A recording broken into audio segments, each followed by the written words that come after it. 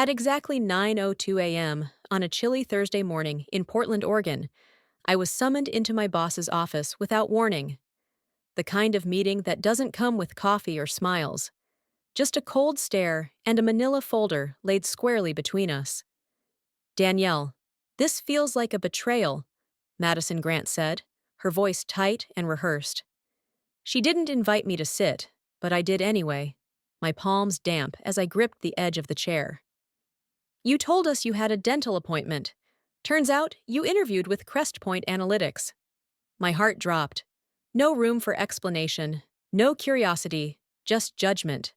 "My name is Danielle Mercer. I'm 34 years old, and for the past 6.5 years, I've poured myself into my role as Senior Accounts Lead at Brightwell Strategies. I've handled multi-million-dollar clients, expanded our West Coast accounts, and worked through holidays without a word of complaint. But all that stood between me and the door now was a printed email and a boss looking to make an example out of me. "I'll have security walk you to your desk," Madison said flatly. "Your access has already been revoked." In that surreal moment, I surprised even myself. I didn't cry. I didn't argue. I stood, adjusted my navy blazer, and replied, "I wish you and Brightwell the best." I extended my hand. She didn't take it. As I walked past stunned colleagues, some whispering, some pretending not to look, I forced a smile and packed 6 years of my professional life into a cardboard box. A coffee mug from my first campaign, a photo of my niece, a handwritten note from a client that read, "You're the reason we stayed." Sunlight hit my face as I stepped out of the building for the last time. And in that moment, I understood something crucial. This wasn't a punishment. It was release. I placed the box gently into my trunk. My phone buzzed. A message lit up the screen. From Mark Tennant, CEO, Crestpoint Analytics. "Can you come in today at 2 p.m.? We'd like to move forward." And just like that, the story Madison thought she'd ended had barely begun. How many years of your life have you given to people who never once asked how you were really doing? How long can loyalty survive when it's never returned? At what point do we stop asking for permission and start claiming the respect we've earned? The box sat quietly on my kitchen counter, a time capsule of 6 years I could barely process. The morning's shock had passed, but now came the heaviness, the kind that wrapped around your ribs and made it hard to breathe. I wasn't taking a break between meetings. I wasn't sick. I had been fired. I stared at the contents. A few framed photos, some client thank you cards, and a potted plant I'd nursed back from the brink more than once. Strange how a decade of late nights and sacrifice could be reduced to just a few pounds of memories in cardboard. I made coffee, more out of habit than need, and sat at the counter. That's when the tears came. Not from grief, but from insult. I'd given so much. For what? My journey at Brightwell hadn't started with prestige. After graduating from the University of Oregon with a marketing degree, I'd begun as an account assistant, making client lunch reservations, taking minutes in meetings no one cared about. I was invisible until I made myself essential. I volunteered for the campaigns no one else wanted, worked weekends, handled client meltdowns that made others flinch. I learned to anticipate problems before they hit, and one by one, I turned small clients into long-term accounts, earning trust where others delivered excuses. By year 2, I was leading mid-tier projects. By year 4, I took over our largest client, Crestpoint Analytics, when their original manager dropped the ball during a product crisis. I stayed up for 36 hours straight to fix it.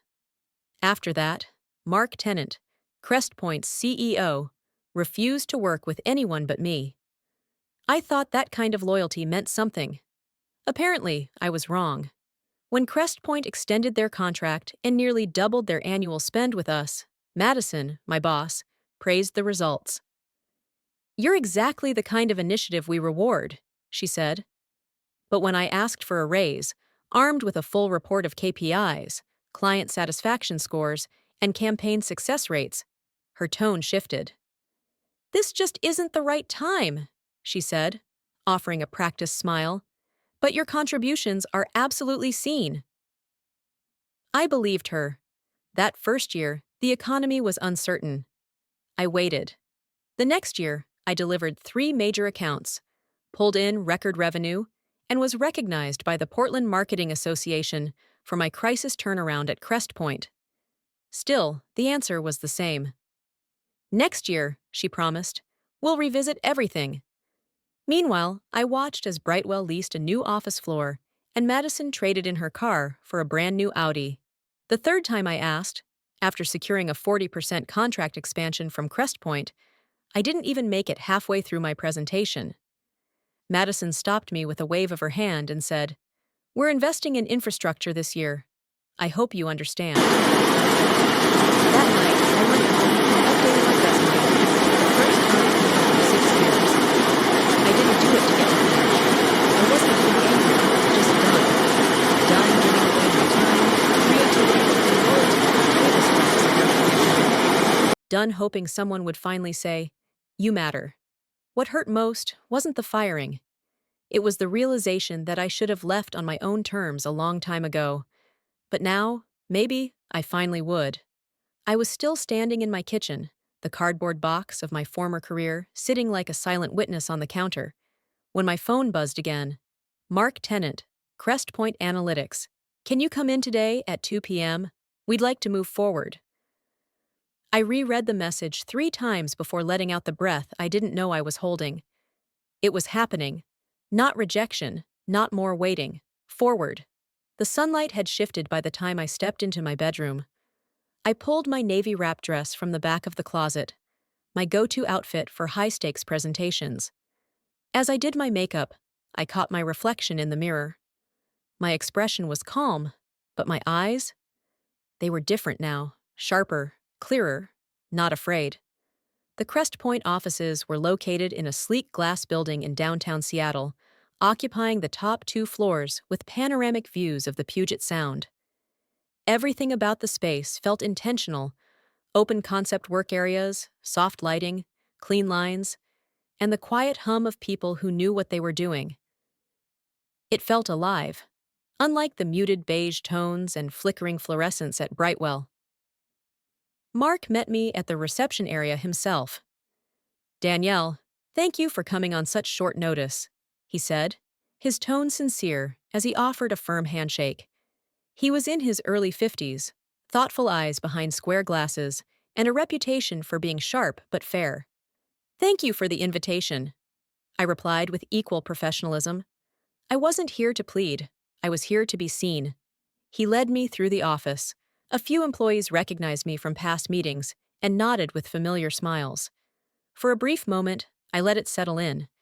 This was a space where my work had always spoken louder than my title. We sat down in a modest but welcoming office.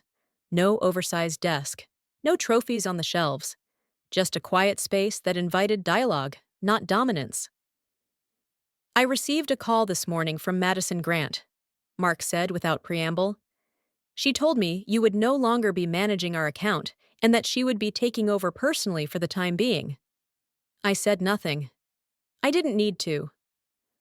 "What she doesn't know," he continued, "is that we've been re-evaluating our partnership with Brightwell for the last few months.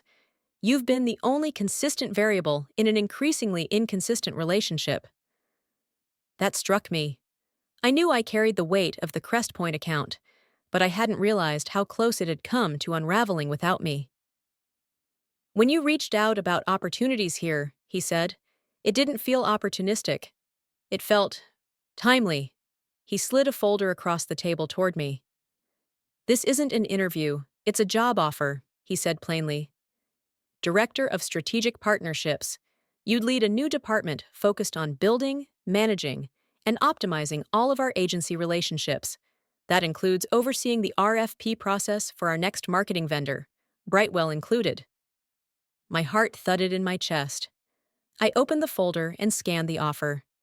The salary was nearly double what I had been making at Brightwell. Full benefits, signing bonus, a leadership role.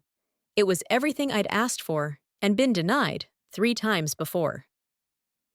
"This is incredibly generous," I said carefully. Mark smiled.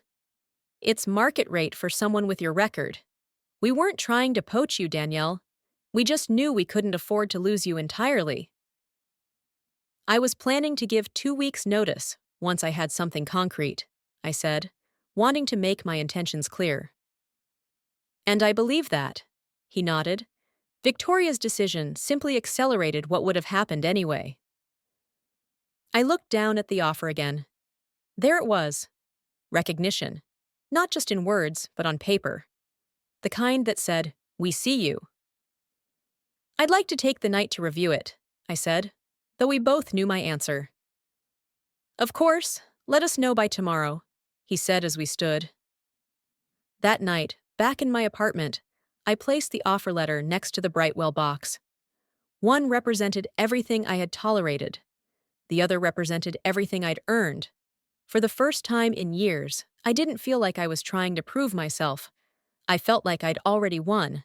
The morning after I received Crestpoint's offer, my phone rang just as I finished my second cup of coffee. Danielle Mercer? The voice on the line asked, crisp and deliberate. Speaking. This is Evelyn Hartwell. I'm on the board at Brightwell Strategies. My grip on the mug tightened slightly. Board members didn't call former employees, especially not less than 24 hours after they were escorted out by security. I understand there was an incident yesterday regarding your employment, she continued. I'd like to meet with you in person to discuss it. Are you available at 9 a.m. tomorrow? I paused. The conversation I'd never expected to have was now being handed to me. Yes, I said. I can be there. But to be clear, I added, I've accepted a position elsewhere. There was a moment of silence on the other end. I see. Still, we'd appreciate your insight. Thank you, Danielle.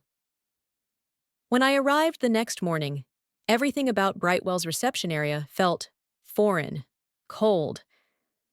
Jessica, the front desk coordinator, looked up and gasped softly.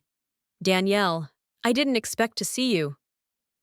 I'm here to meet with Ms. Hartwell. She glanced behind her, then lowered her voice. People are talking about what happened, about how wrong it was. I smiled faintly. Thank you, Jessica. A few minutes later, I stepped into a sleek conference room with glass walls and the scent of lemon-scented wood polish hanging in the air. Evelyn Hartwell stood as I entered. Mid-60s, silver hair in a neat chignon, tailored suit. She exuded the confidence of someone who handled million-dollar contracts before her second coffee. Ms. Mercer, thank you for coming, she said, extending her hand. Please, sit. There was no sign of Madison Grant. I took a seat across from Evelyn as she opened a slim folder. I've reviewed your personnel file, she began. 6 years of outstanding performance reviews, client growth, leadership recommendations, and 3 formal compensation adjustment requests, none of which were granted. I nodded. Nothing she said surprised me. What I don't see, Evelyn continued, is any documentation supporting yesterday's termination. No policy breach, no formal warnings, merely a notation that you were considered disloyal. My jaw tensed. That's the word she used, yes. Evelyn closed the folder. Disloyal. An interesting choice, considering the circumstances. She folded her hands. I'll be direct. The board was not consulted prior to your dismissal, and, given the critical nature of your role with Crestpoint, we find ourselves in an urgent position. I didn't speak. I already knew what was coming. We'd like to offer you reinstatement, she said plainly. Effective immediately, with a promotion to senior account director and a 10% salary increase on top of the last figure you requested. It was generous, on paper. It was more than Madison had ever entertained, but it came too late and for all the wrong reasons. I appreciate the offer, Ms. Hartwell, I said, keeping my tone measured. But I've already signed my new contract. My role at Crestpoint begins Monday. Evelyn gave a slow, thoughtful nod. May I ask, is there anything Brightwell could have done differently to keep you? The question hung there for a beat. I thought of all the nights I worked through dinner, of the weekends Madison skipped but I didn't, of the thank you notes shoved in drawers, of my name missing from presentations where my work had made the difference.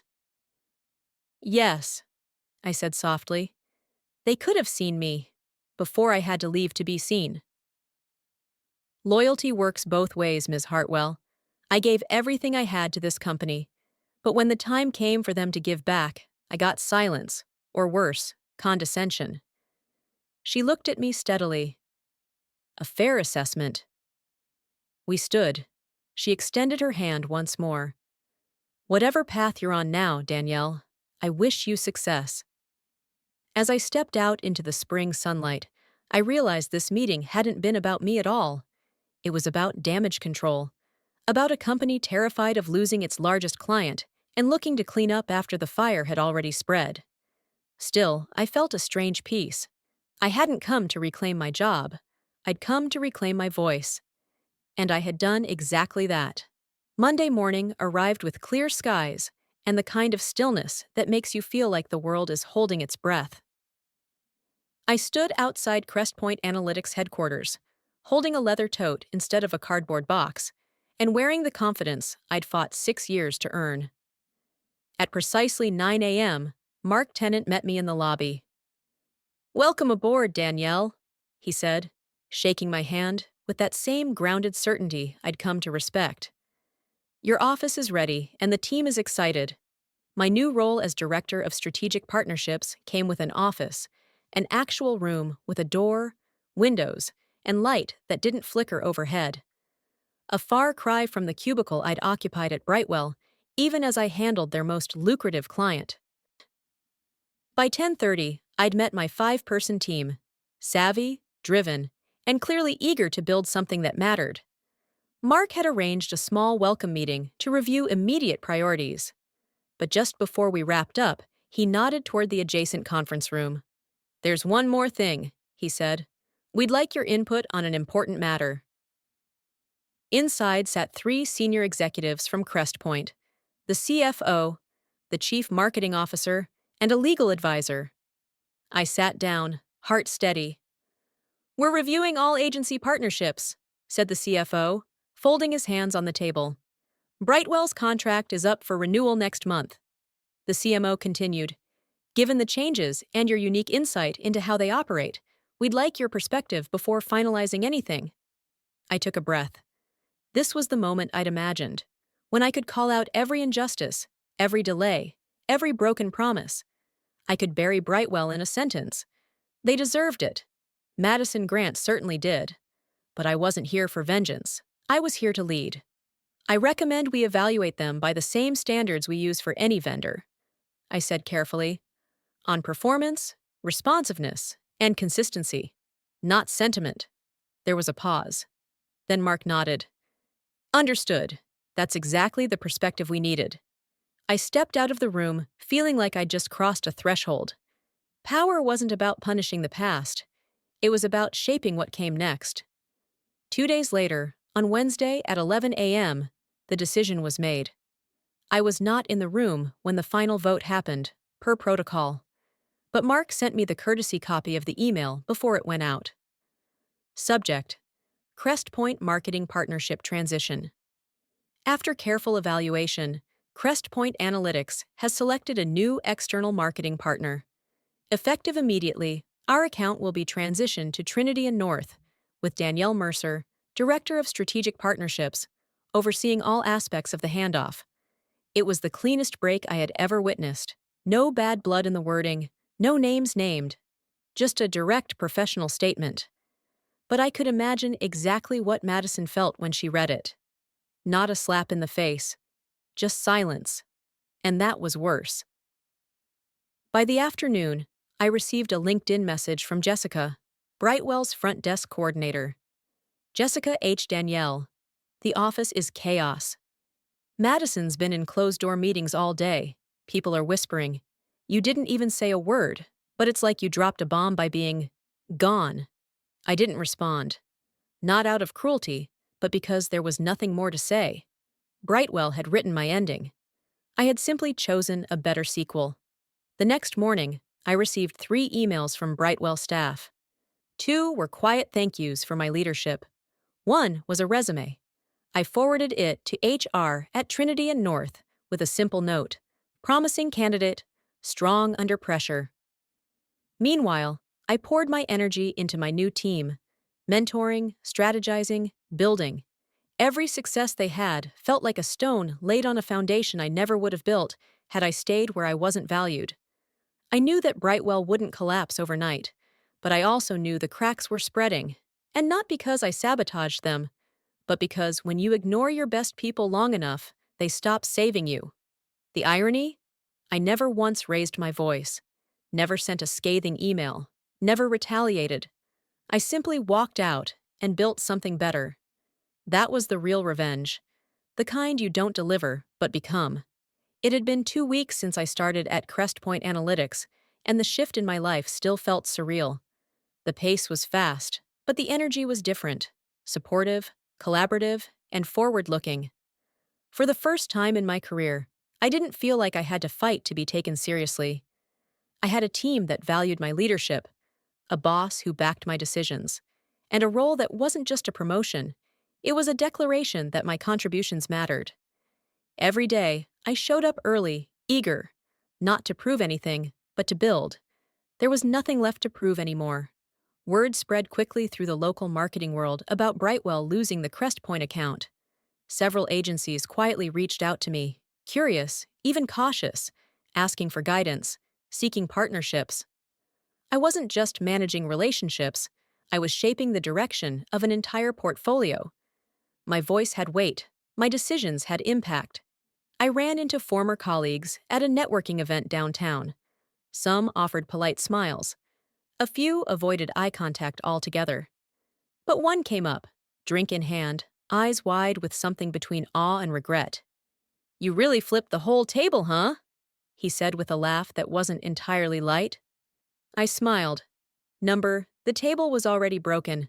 I just stopped trying to hold it together. Later that night, I opened LinkedIn to find a new message from Jessica, the receptionist at Brightwell. "Madison's office has been dark all week. There's a rumor the board is conducting a review. Just wanted you to know. People still talk about how you carried us. Hope you're thriving." I was, but not in the way people assumed. It wasn't about the salary, though it helped. It wasn't even about the office or the title. It was about breathing again, about walking into a room and knowing I belonged there, about not questioning whether I was too assertive or not assertive enough. I had stopped performing.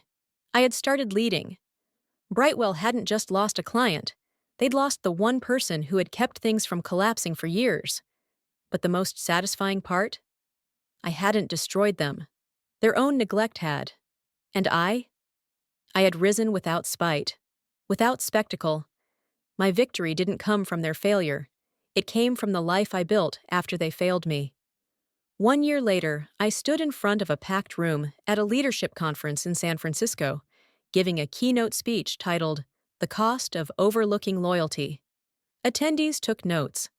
Some nodded with understanding. Some sat still, recognizing themselves in the cautionary tale. I ended with this: sometimes, the best thing that can happen to you is being underestimated, because it forces you to rise, not to prove them wrong, but to prove yourself right. As the room applauded, I stepped off the stage and into the life that had once seemed impossible to reach. They had tried to silence me, but I had become too loud to ignore. Danielle's journey is a powerful reminder that loyalty, while noble, must be mutual. For many older adults who have dedicated decades to family, employers, or communities, her experience rings true. Sometimes, the ones we serve the longest are the first to forget our value. Her story teaches us that waiting for recognition from those who take us for granted often leads to quiet disappointment. But when we choose to walk away with dignity and invest in spaces that appreciate who we are, we not only reclaim our worth, we redefine our future. This isn't just a story about career transition. It's about self-respect, about knowing when silence is no longer strength and when your years of experience deserve more than empty praise. Danielle didn't destroy her former company. She outgrew it.